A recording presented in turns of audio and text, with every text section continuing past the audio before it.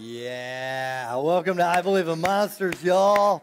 That's good stuff. That's good stuff. So, back in 1986, a novel came out that was this big. I couldn't get my hand around it. It was Stephen King's It. And I remember seeing the cover and not knowing what it was and being like, I'm not interested. I'd read some other Stephen King stuff at the time. But then there was a miniseries that came out in the 1980s. Anybody ever watched the miniseries by a round of applause? Anybody? 3.5. Up to 5. And so, as a miniseries, I saw bits and pieces of the miniseries later. I was like, yeah, still not interested. I had no idea what the concept was.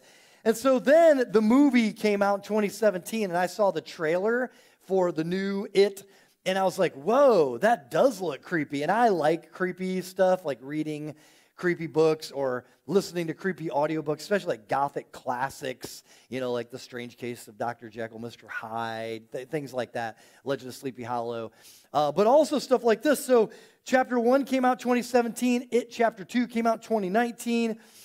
Today, we have Jason Campbell doing art for us in the back. Check out my boy back there. Give it up for Jason Campbell. This is my dog, Momentum Zone. So this could be confusing if you don't listen right here. This is a pre-filmed digital art that Jason did this week. We fast-forwarded it so that it could play in about 6.5 minutes during my intro. So that's going on. He did this already this week, so it's pretty dope. Check that out. Then after that's done, we're going to put him up, and you'll see him up there live as he does a more zoomed-in version of today's character, today's monster. So thanks, Jason, for doing that. So let me tell you about It. 2017 film is what I'll kind of focus on because that's probably the most likely what people have seen as opposed to reading the novel or seeing the miniseries. So the setting is October 1988 in Derry, Maine. D-E-R-R-Y, Derry, Maine. Small town. And there's a 12-year-old kid named Bill who's sick, and he makes a paper sailboat for his 6-year-old little brother, Georgie. Everybody remembers that name if you've seen the film. And so Georgie takes the paper boat outside, and it's pouring rain outside. He goes out in his raincoat, and, I mean, water's just going along the gutter in his small little rural, town street. And it's going along, and he puts the boat on that water, and quickly the boat gets away from him. And he tries to get to the boat, and the boat goes down a storm drain. He's like, no. And so he gets on his hands and his knees, and he's looking down into the sewer when all of a sudden these like glowing red eyes appear inside the storm drain. He's like, whoa, and he's taken back. And it's this creepy little clown who knows his name. Okay, that ought to tell you right there. There's a creepy clown in your sewer, and he knows your name. Go back home, Georgie, okay? So he just sits there and talks to this clown, and the clown introduces himself as Pennywise the Dancing Clown. And so Pennywise offers Georgie a balloon. He makes Georgie laugh a few times. He tells him that the whole circus was blown into the sewer by this storm that's going on right now. And eventually he offers to give him back his boat. And so he entices Georgie to come closer. And as Georgie comes closer, eventually Pennywise grabs him. And out of this normal clown face comes this huge mouth with all these sharp teeth, and he bites off Georgie's arm, and then he drags him down into the sewer. And so the rest of the story really picks up. That's just the intro. A year later, Bill, his older brother, who gave him that paper boat, is really haunted by the disappearance of Georgie last year. And he begins to search for Georgie, believing that he still might be alive. And some of his friends help him. And they start learning things about their town, like there have been many unexplained tragedies and child disappearances that have plagued this little town, Derry, Maine, for centuries. And so eventually they finally realize that there is an ancient evil entity that is stalking everyone of that friend group. And that's why they call themselves the Losers. And so they're the Losers Club. And so they call this entity that they're now becoming aware of It. So throughout the story, It mostly appears in the form of Pennywise the Dancing Clown, but It is not its true form, is not a clown. So It is an ancient, supernatural, trans-dimensional, evil entity who preys mostly upon children and sometimes adults. So Pennywise has some supernatural powers, and he can shape shift, And also another thing he does, he has the ability to manipulate people's perception of reality.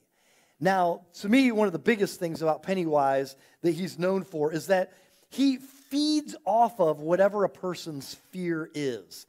And he uses their greatest fear against them to destroy them. Okay, so whatever their fear is, he uses it against them. And that's why he prefers children's, because it's easier to interpret what their fears are.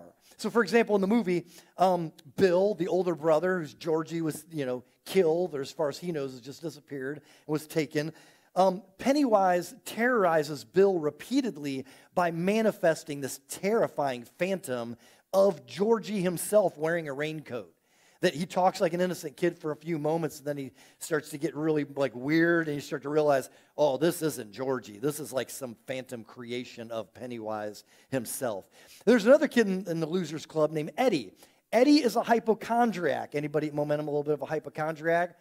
You're like, woo, woo, no high fives, ew, gross. So, see, because you're a hypochondriac.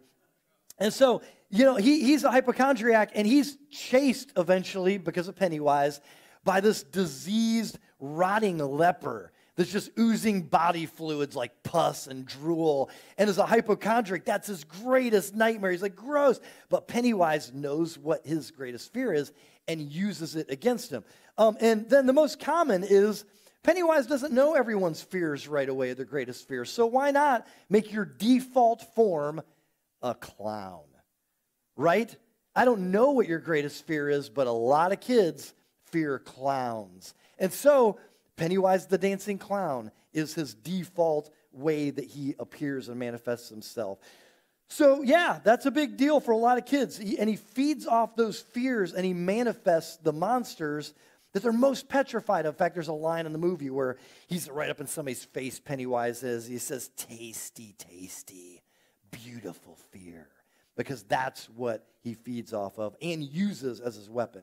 So, that was awesome. You see the digital art? Did you watch it finish? A question for Jason. Was that supposed to be Pennywise, or was that supposed to be me? Audience interpretation. All right. Yeah, parenthetically, he's like, yeah, I get what you're doing here. Okay, so yeah, it's like, that's what I look like up here? Dang. Let me get a still shot side by side. Okay, man, so yeah, moving on. Pennywise, how many of you, by round of applause, are creeped out by clowns? Yep, okay. All right, that's about half. The other half is like, I'm afraid to clap because the clown will get me. Well, today, for those of you who clapped, today isn't going to help. All right, today isn't going to help you at all, all right? But my best friend from college, Chris Simpson, just creeped out by clowns as long as I can remember. And sometimes I just text him pictures of really creepy clowns, like a clown who's trying to be a clown that has a kid sitting on his lap but just still looks creepy. And I'll send it to him, like, why are you sending this to me? And so it's amazing that I have friends. But when I was a kid, I just want you to know if you're young, when I was a kid, clowns were totally acceptable. I'm not saying no kids feared clowns, but most kids were like, there's a clown at the party. Like, that's so fun. I'm going to get some balloon animals, And so clowns were totally acceptable. In fact, Ronald McDonald was the Bluey of my generation. If you went to McDonald's and Ronald was there with Grimace and the Hamburglar and Early Bird, you'd just be like, yes, it's Ronald McDonald, because he was nice. He was a nice clown. When he winks here, he doesn't look like he's trying to assault you. He just looks like, hey, I'm a clown. And people are like, Ronald McDonald. And so, man, you loved Ronald McDonald mostly if you're a kid. Now, in my adulthood, I have seen over the years clowns slowly off-ramped from all things for children. They have just slowly disappeared. And I bet money you will never, ever see McDonald use a marketing campaign again where Ronald appears. This is how much we want to get clowns out. They're like, no, that would not be a positive thing for our store if Ronald McDonald, a clown, appeared. And man, so now the consensus is clowns are creepy, they're scary, and they are evil. That's the consensus for most people. I don't want to be around them. And Pennywise had a lot to do with that. Stephen King's character, Pennywise, contributed to that for sure. So last week I asked a therapist friend of mine named Sheila Mills from Encompass Christian Counseling. I was like, hey, kind of a juvenile question, but why do you think so many kids have a fear of clowns? And she was like, oh, it's real. I've experienced it in therapy. And on the fly, like she didn't know I was going to ask this question or anything, she said, my guess is it's because clowns are very random. Their parts are incongruent. You know, they got like really, really big feet and, you know, random round nose. Sometimes they might have big ears, whatever. And so they got all this stuff going on. She said, a fear of the unknown manifests itself in the chaos that is a clown. It just causes fear, the unknown. So clowns are kind of like our nightmares, she said, where they're very disjointed and they have a lot of disconnected parts. And I was like, dang, that's good analysis on the fly. She just dropped knowledge right there, you know? And here's the deal. When you're a kid and you see a clown, you can't read what's behind the face. Like, what's the true emotion? And are they safe? Like, they're either painted as happy or sad, you know, like, so you don't know, are they safe? And you might even, if you're a kid and have seen the movie It, you might wonder, is this clown, you know, is it like a secretly multidimensional ancient evil demon like Pennywise? I just don't know with this clown, you know. So here's my theory on why kids fear clowns. Is around 4 or 5 years old, you know, often you were invited to a birthday party and without any warning or explanation, there's this freaky looking dude there with ridiculous hair, big shoes, an absurd outfit, a huge nose. He talks in a strange voice, and he does really weird things. And that's just your friend's dad, the preacher at Momentum. There's also a clown there. What the flip? So I'm a grown man, but I stand before you today to confess this. I believe in monsters. And I most definitely believe in Pennywise, the dancing clown. Pennywise is an example of how evil uses our greatest fears against us to destroy us. So turn to Proverbs chapter 3. Download the paperback. Go for that. Try it. I dare you. Grab a paperback from underneath the chair in front of you. You can have that for free, or download the Bible app for free. You can download the paperback. You can pick up the app, whatever. But Proverbs, we're going to Proverbs 3, is a book of wisdom sayings in Scripture. And this is one of the most famous passages from the book of Proverbs. In fact, now that you've seen it, if you haven't before, you might see it on framed plaques at your grandma's house. You might see it in bookmarks. You might see it sent around in memes.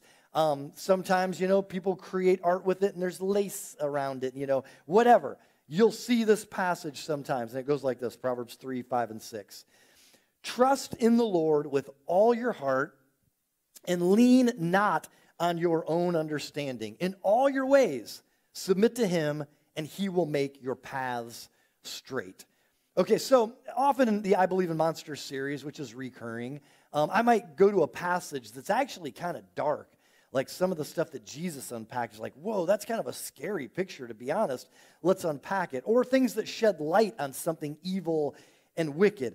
But understand this. Whenever someone wants to reassure you about life or your life by saying, trust in the Lord with all your heart, usually that's because, say someone texts this to you, usually it's because it implies there's some threat or evil that you know is looming on the horizon for you. Like, I'm in a fearful place. I feel exposed. I feel vulnerable. And someone's telling you, hey, read Proverbs 3, 5 through 6. This is a very perky, positive passage in light of, man, there's something on the horizon. And it's either recent or it's been there all my life, and I'm dealing with this thing. And I feel vulnerable because of this thing. I feel exposed, compromised. So if someone wants you to trust them, trust in the Lord with all your heart, that person might say to you, man, you're good. I got your six, man. I've got your back. You know, it's not just you. I'm in this fight with you. Or, hey, follow me through the darkness. I know the way through. Come with me, if they want you to trust them. And so a great picture of trusting the Lord is, trust is kind of like you're walking across an old wooden deck at a house you're thinking about buying, and you look at the deck in a part and you're like, hey, do I trust that board right there? Like, am I going to walk across this old deck? And that's great for the idea of trusting in the Lord, because what God is saying is trust in the Lord with all your heart, meaning I want you to get to the point where with God, you can put your full weight on God. So it's one thing to be like, I'm testing the waters with God. I love the worship music. I love that. But do I really love trusting the Lord with all my heart? I love some of the positive people around Momentum, and I've been working through addiction, so I need to get around some good people. But to trust fully, is that going to give when I step on it? So the idea is like, I'm going to eventually put all my weight on God and be like, okay, here I am, God. Like, notice in this passage, it's with all your heart, and in verse 6, it's in all your ways. This is total surrender. Like, the only way for me to deal with the rest of the stuff in this world, the fear that's looming, the insecurities I have, it has something to do with full weight on God. And then everything is going to be okay if I have my full weight on God. So I want you to think about this. What is your greatest fear that you would have to learn? What does it mean to trust in God with this? Like, what's the stuff that I fear the most in life, that I fear people thinking about me or doing to me, or a state that I would end up in? What do you fear the most? And that's going to be different for some people, but there's going to be some overlap in the room. So now, one by one, I want you to just come up here and say what that is. Just start with the front row. We're going to walk through. Just say it real quick. You can say it in the mic. And so, yeah, this is, what's the threat? What's the evil looming on your horizon this season, or maybe it's been all your life? What's the darkness that you have to trust God to lead you through? When he's saying, trust me, I've got your six. I know the way to navigate this darkness. Whatever it is, that is the thing that Pennywise wants to turn into a monster to use against you to destroy you. You're so afraid of this thing, he will use this as a way to turn it on you and destroy you. So Stephen King is a weird psychological writer. It makes sense that we might tap into the science and theology of the mind just a little bit in the sermon. But, there's a lot of things that we fear as kids that can become things that we also then fear as adults. Like, there are some things that are like, man, that really started off as like a child phobia or problem, and now it's carried on into adolescence and then into adulthood. Now it's a lifelong thing.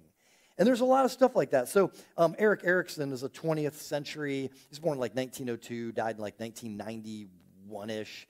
20th century child psychologist. And if you talk to like a therapist or someone who studied psychology, they would know the thing he's most known for is stages of development. This is something that he had a theory about that has become very influential and popular. And it's basically like this. There are, I think, 8 stages of development that he has broken them down into. And in each of those stages, there's something that we're supposed to learn. We have one job in that stage, okay? And if we don't learn it, it will affect all the future stages of our psychological development, whether we develop, negatively, positively, to be immature or mature psychologically. So our one job is that. So the first step is infancy, which is like birth to 18 months, all right? And the thing that we have to learn there is trust versus mistrust. Now, it's funny to say we have one job as an infant, but this is the very simple job that we have as an infant, to learn to trust versus mistrust. So according to Erikson, this is the most important period of childhood development because it shapes our view of the world. Babies are almost entirely dependent on their primary caregivers. So in this stage, we're supposed to learn that safe people will take care of me. That's what we learn as a baby, or we don't learn if we don't have good primary caregivers. So the caregiver offers affection, comfort, safety. Food is kind of the central biggest one. I can trust that when I'm hungry, I will be fed. But if we don't learn trust in those first 18 months, Erik Erikson says, then we distrust caregivers. And we're unsure that our needs will ever be met. And then as we grow up, we move out into the world with fear. We go out into the world with all these fears, and a lot of that fear is very much, can I trust other people? And the fear that we have is, I have a fear that I'm going to have to take care of myself all my life. No one is ever going to have my best interests in mind. No one can ever be trusted to help or watch my back or anything. I've learned to not trust people because I didn't have good primary caregivers.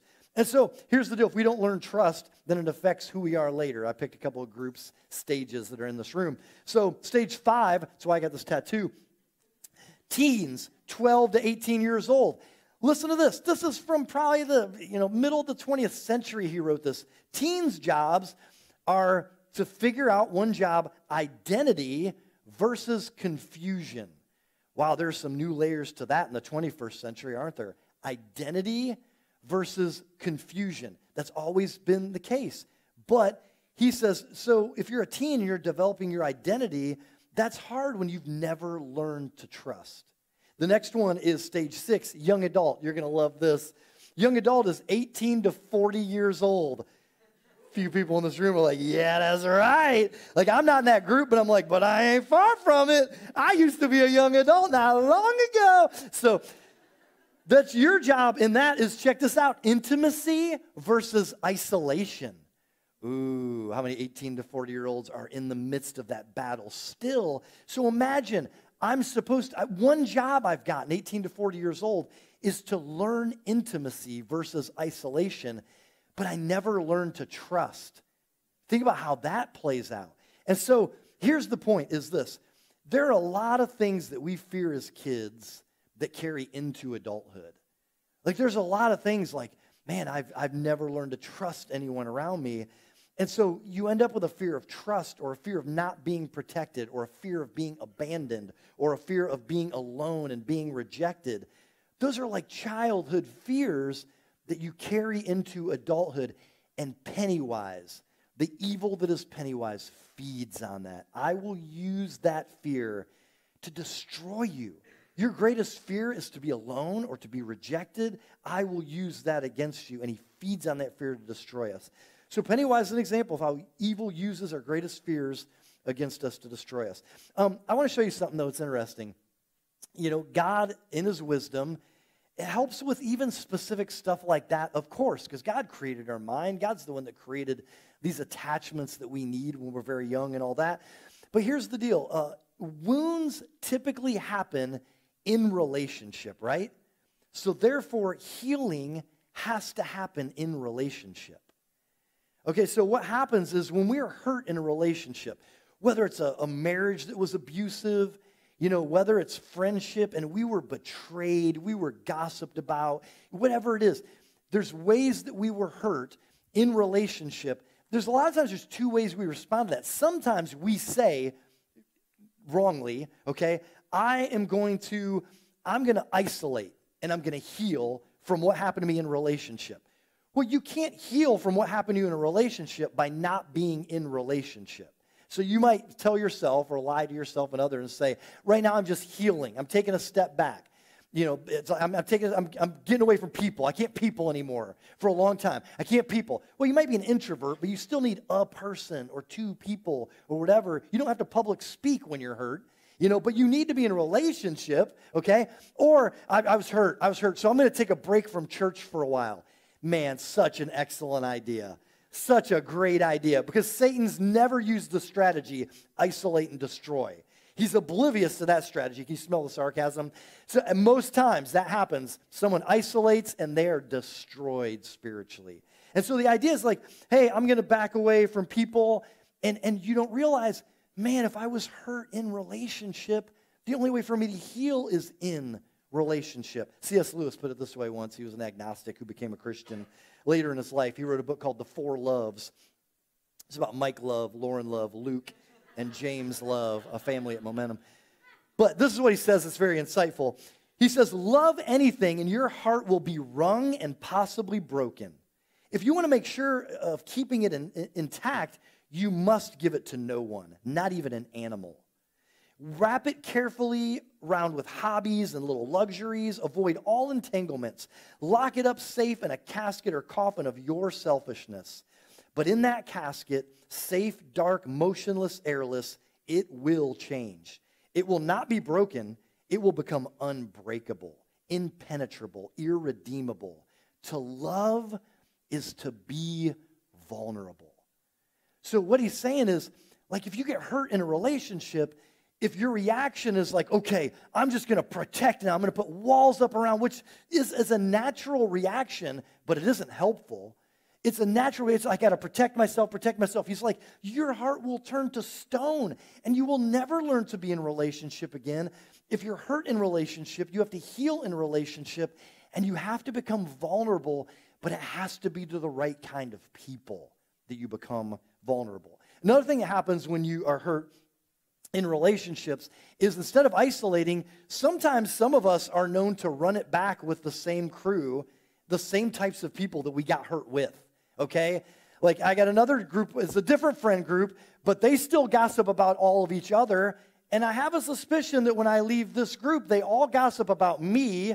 Why would I be any different? But I'm going to run it back to the same kind of people. I'm going to run it back to I'm still meeting guys in bars and thinking that's going to work out great. I'm going to run it back to this app where people hook up, and that's the primary point. But hey, I might end up finding love. I'm going to run it back. You have a Dallas Cowboys problem. A Dallas Cowboys problem is you can't beat any good team in the NFC once you get to the playoffs. You're a great regular season team. But once you get to the playoffs, you can't beat a really good team. But in the offseason, Jerry Jones, the owner, is like, hey, we're all in this offseason. But you come back the next season with the same people in the huddle, the same personnel, and you expect a different result. That is so many of us. Like, if you run it back again with the same personnel, the same type of people, you're going to get the exact same results. And so the idea of like, man, people sometimes are like, why do I just keep ending up with pigs in relationships? Well, that's often what you find when you're looking at a pigsty, right? So it's like I have to look for a different type of person, maybe in a different type of place. And so this is what's great. Like, we need to be a part of a community where we can find trusting relationships. Dan, are you saying that the church is perfect? Nope, hear me out. Jesus, though, it's so wise, he modeled life in community by spending time with 12 spiritual apprentices. He created a Mo group, he led the Mo group, and in relationship, they grew spiritually following Jesus. So the idea is we need discipleship, the spiritual apprenticing by another person or other people. We need small group community and big group community and this kind of community. And Jesus, in the genius of God, says, I'm going to give you this thing called the church, full of imperfect people, but you need this. If you have been hurt in relationship, it's just another way the church is a remedy because you have to heal in relationship. So, Dan, are you saying every person in a Mo group, our version of small groups, is a safe person? No, I'm not saying that. The beauty of a Mo group is the mixture of Christians and non-Christians, healthy and unhealthy, wounded and people who were wounded but are healing, people who have healed. There's this great mixture, and praise God for that. But there are also some godly, helpful, healthy, safe people in a Mo group. And that's the thing about relationships is you get to be there, and for a while, you stick it out more than 2.5 weeks, you get to know some of the people in that Mo group, and you get to decide, I think that person's a safe person. Like, I could tell them a little more of my story than I tell the general public. That person is a safe person. And you get to choose who you think safe people are, and in relationship, heal. And eventually find people who can throw their arm around you and be like, do you trust me to put my arm around you? Yeah, I trust you to do that. I don't trust many people to touch me. You know? Like, okay, I'm going to throw my arm around you. Follow me through the darkness. Like, let's do this together. I'm for you. And eventually you believe that. Like, I think this person is for me. And so, man, in recent years, several years ago, I had this, I've been hurt in relationships. Like, I've had friendships where I felt totally betrayed and like, how in the world is that what you think of me? And this has gone south quickly and that kind of stuff. But, man, I am so thankful for really safe, godly people who, when Pennywise was telling me, isolate, I'm going to use your fear of that happening in more friendships to isolate you and destroy you. I had these safe people, these godly people around me that I chose to lean into, to hang with, to serve with, to laugh with, to watch sports with, to watch shows with, to camp with, to travel with, to cook out with, to lead momentum with, to be in Mo group with, and it helped fight off what Pennywise would try to tell me and use to destroy me from my own fear. You know, for pastors, myself included, a popular thing that I've heard from pastors over the year, and I've heard it whispered into my ear too, is the fear, what if I can't have close friends within the church that I pastor? I know of this, I've heard it within the last 2 months from other pastors. Like, yeah, you just can't have friends. Or I used to believe you just can't have friends in the church that you pastor. And I'm like, bull crap. That is a lie from Satan. And I'll tell them that is such bull crap. That is fear. That's being afraid to let your heart be vulnerable. That's bull. Or what if people, at my church will only see me as a pastor and not as a person or a friend? And that's definitely happened. Like, man, I thought I was that person's friend, and it turned out I was just their pastor. And, like, as soon as the location changed or something they didn't like happened, they're like, hey, deuces, dude, I'm going to go find another one up the street. I'm going to shop up the road. Like, oh, man. And other pastors. But Pennywise, like, will use that stuff to say, draw back, stay isolated, don't get close to other people. So I thank God for the safe people that I've found to hang with, watch shows with, and eat double cheeseburgers with. So maybe for you, your fear is like, will everyone I love abandon me? Because that's all I've learned, and Pennywise will tell you, don't love then. Or will everyone I trust abuse me? Pennywise will tell you, well, don't trust then. Will everyone I'm kind to try to use me? Well, then don't be kind to people. Don't ever offer yourself. Don't ever give. Pennywise will use that to destroy you. After chapter 1, 27 years later, so Pennywise usually feeds on fear and children for like a year, and then for like 27 years he hibernates, and then he comes back to Derry, Maine. And so chapter 2 is basically 27 years later. These kids from the Losers Club are all grown up now. It's 27 years later. And they eventually come together to descend upon, when Pennywise it's time for him to come back, they descend into a cavern under the sewer to confront Pennywise. And they go down there, and basically what happens is they have to learn to control their fear of Pennywise, because the fear would feed him. And as they do that, he shrinks. He becomes a smaller and smaller version of Pennywise until eventually they rip out his heart and crush it with their bare hands, and they kill Pennywise. And so the way to defeat Pennywise is overcoming fear. And that's a tall ask, right? You're like, man, that's really, that's a challenge to overcome the type of fear. And a lot of times the last thing that people want to do is exactly what the kids do in the story. And I think it's probably, on purpose by Stephen King, because he's very psychological, I think, is to defeat Pennywise, you have to descend into his lair. Like, to defeat Pennywise and to defeat your fears, if you've been through trauma, for instance, you have to descend into the sewers to carefully go down there and unpack the trauma, unpack the sewage. Now, warning, I am not a professional therapist, and most of you are like, I wasn't fooled. Okay, we could tell that from the moment you stepped up there with your dumb political commercial. So I'm not a professional therapist, but I do know this: if you've been through trauma, you need a professional to unpack trauma with you.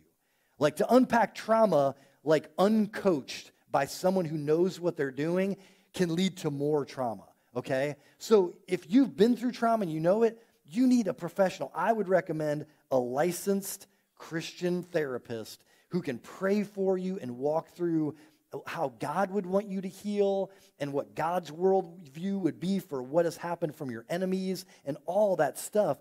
But you have to be careful about but you need to descend into the sewer to defeat Pennywise. So here's the deal. Most people don't ever want to do that. Like, I know the stuff that really hurt me. Like, I know what really impacts me and why I don't ever want to be in a romantic relationship again.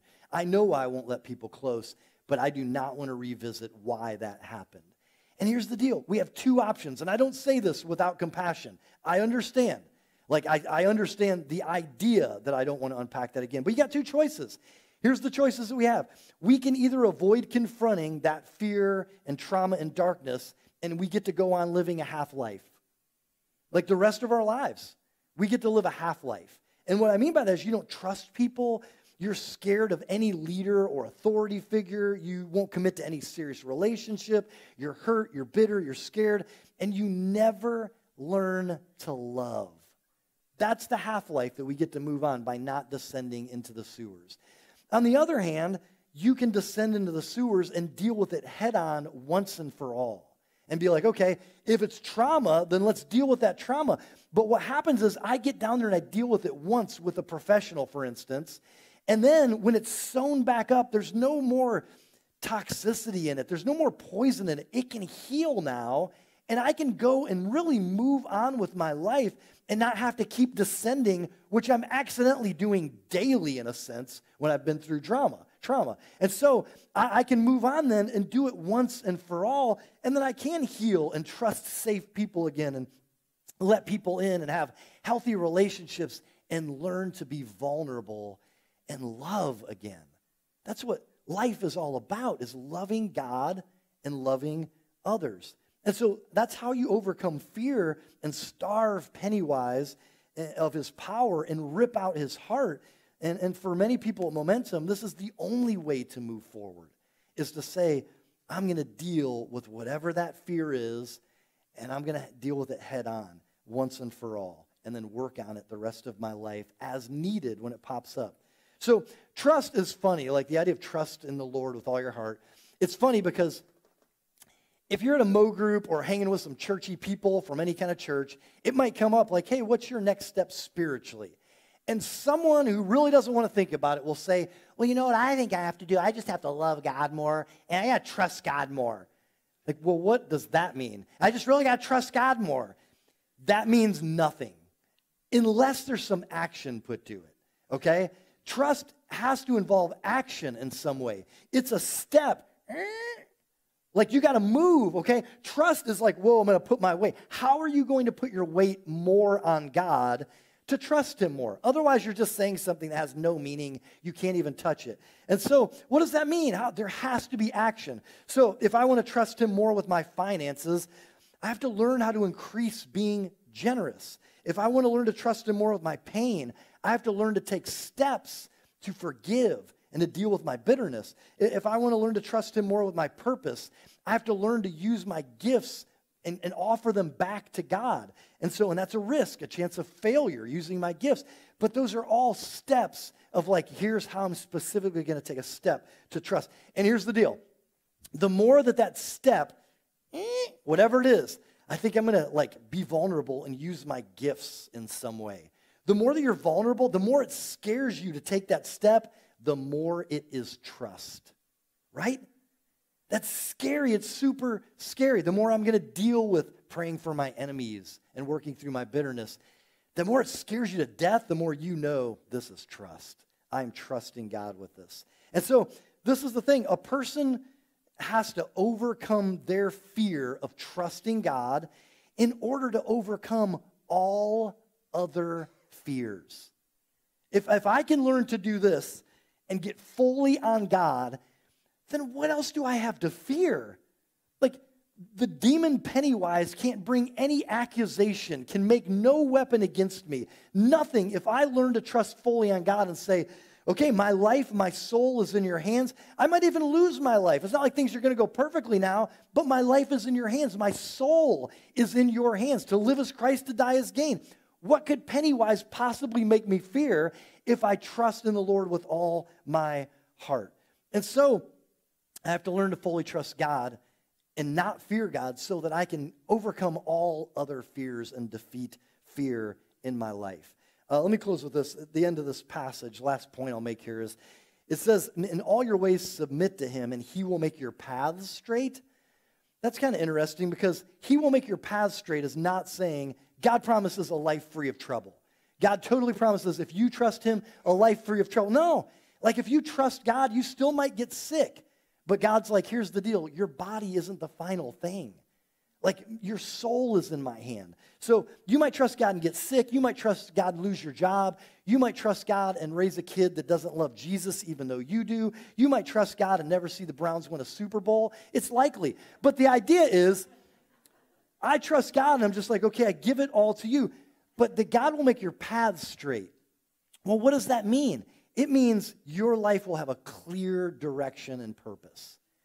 I will make your paths straight.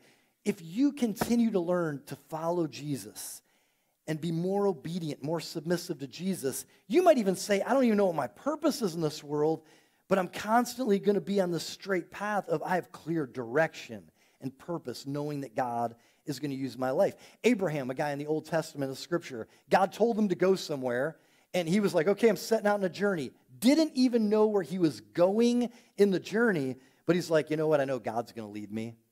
That's God making your path straight. Like, I'm going to reveal what my goals and my purposes are for you as you go.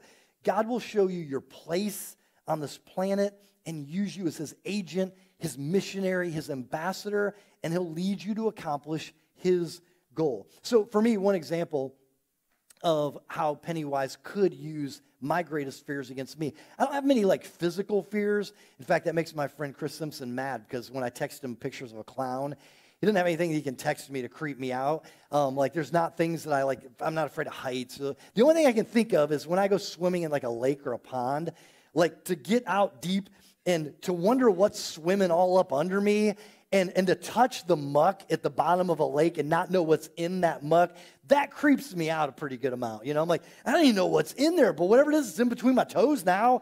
Like, what am I stepping on? Is there like some underwater snake down there? Is like urchins? Got some urchins in my shorts? You know, what's going on? So that's like the one physical thing I can like, that creeps me out. But as far as the psychological, spiritual fears, one of my biggest ones that Pennywise has tried and could use against me is fear of an insignificant life. Like just the idea of like, hey, Dan, your life, you could get to the end of it and you've wasted it. You didn't impact people. You didn't make a difference. And so I could let that get in my head. And what would happen is, as I fear insignificance, Pennywise could use that to destroy me through the fear of insignificance. Like out of fear, I could never stop working. You know, I'm going to work because I want my life to matter. Does that make sense? Like, so out of fear, I could believe that it all depends on me. And Pennywise, like, I am destroying you because you think it's all about you. Out of fear, I could destroy my relationships with people around me because I try to manipulate them and control them to accomplish my purposes. And if they aren't helping me with my agenda, I'm upset with them. I don't want to connect with them. They're out of my life. Pennywise could use that to destroy the relationships around me because I'm fearful of being insignificant. Or out of fear, I could destroy my own health through overwork. I work so much to be significant that I destroy my health. Or Pennywise could get me to focus exclusively on work or ministry or music or comedy, so much so that I'm not a good father and husband, and I forget my greatest legacy is in my family. So I can't let Pennywise, you're insignificant. You got to work harder. You got to do more. And he uses my greatest fear to destroy me. And so the idea that God says, you trust in me and I will make your paths straight is so peace-giving to me that I can say, I'm doing my best with my limited understanding of life and faith that I just keep trying to submit to Jesus. I just keep trying to obey him more and more. And there's times where I'm like, I really don't know in this particular season. Is there some job I'm supposed to accomplish? I'm just staying on the path. It's faithfulness over fruitfulness. Sometimes I can't see what's happening, and I'm like, just stay faithful. I'm not going to let the fear that my life doesn't matter destroy me. Here's the picture that I think is really helpful if you're anything like me and you're maybe like a driven person. A picture that I have is this. One day, if you follow Jesus and trust Jesus for your salvation, you will be in heaven with Jesus. And there's an eternity with Jesus. So I think Jesus will obviously have time to do this with us. But I think for each one of us, he could do something like this, where he comes up to you one day in heaven and he puts his arm around you like, whoa, it's Jesus. You're like, dang, that's awesome. Like, puts his arm around you. He's like, hey, I've been wanting to do this, and it's time right now. I'm going to do something. Check this out. He's like, hey, everybody listen up. Everybody listen up. And everybody in heaven just stops in the New Jerusalem. Like, Jesus is talking. Like, whoa, that's him, man. It's Jesus. Everybody gets quiet. It's like, hey, I want to do something cool. In just a second, I'm going to turn out all the lights in heaven. And this is what I want you to do. You guys all know this person? Yeah, we all know him. Yeah, this kind of thing. You know this person? What I'm going to do is I'm going to turn on all the lights in heaven, and I'm going to count to 3. And if this person in any way, even in a small amount, is a part of the reason that you are here in heaven, they gave money, they spent time with you, you know, whatever it is, they contributed to the lives of your kids, whatever it is, if you are here in any way, partially because of this person, what I want you to do when the lights are off, I'm going to count to 3, and I want you to just glow. Because I think we'll be able to do that in heaven. Just like, and then we can fly and go do something else. It's like, it's going to be sweet. So like, okay, here we go, right? And he's going to pull you in close, and he's going to be like, okay, you ready for this? Like, oh yeah, I think. You're like, okay, here we go. All right, turn on all the lights. And it'd be like in a stadium where it's like indoor basketball. So, ka-chunk, ka-chunk, ka-chunk, ka-chunk. And they all go out like in sections, big basketball stadium. And it's all dark in there. You're like, whoa, I didn't know it could be dark in heaven. You're like, this is crazy. And then all of a sudden, Jesus is like, all right, 1, 2, 3. And I'm telling you, in that moment, every dollar you gave, every coffee you had with someone whose marriage was struggling, every Mo Group lesson that you poured your life into and your time into, every time you showed up for Amplify to serve middle schoolers and high schoolers, but you were already tired from how you served earlier at church, all of it is going to be like, man, that was worth it. Look who I impacted. Partially, a big part of, a little part of, faithfulness over fruitfulness. Your life and your faith matter to dozens of people. Let's pray.